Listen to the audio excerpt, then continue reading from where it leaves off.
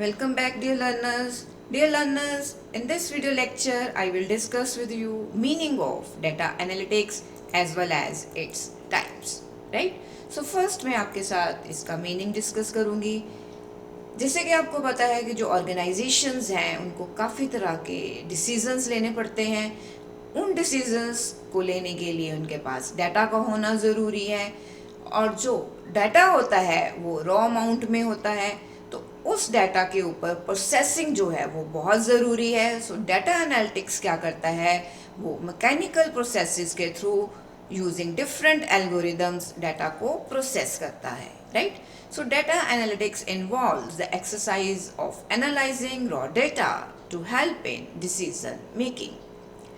Since raw data is voluminous, raw data बहुत amount में होता है, processing such vast data is done through mechanical processes using algorithms.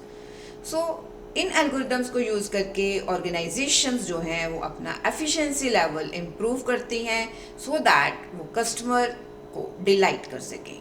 So use cases show that data analytics help organizations to significantly enhance their efficiency levels and help in achieving the ultimate goal of customer delight.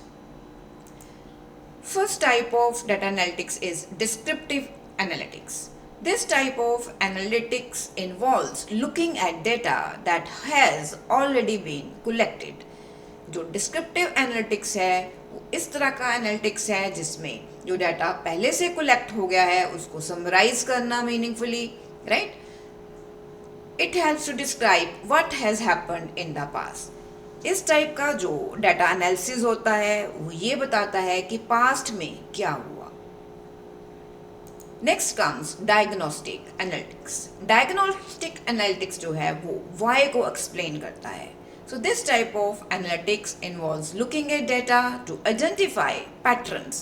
Patterns और relationship को identify करने में diagnostic analytics help करता है and it also explain why something has happened. Next come prescriptive analytics. This type of analytics involves making predictions.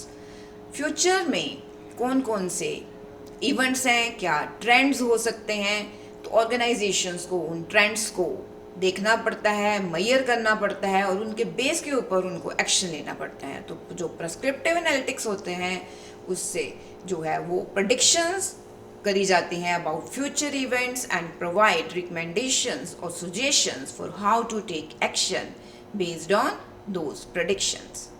Next come predictive analytics.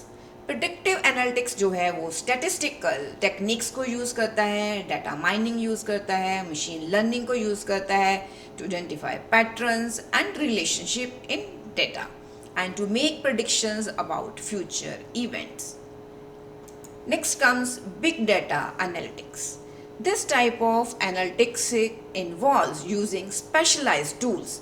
Specialised tools और techniques को use करके जो big data है वो patterns और trends को identify करने में हेल्प करता है और ऑर्गेनाइजेशन की हेल्प करता है कि वो डाटा को ईज़िली जो है वो मेजर कर सके.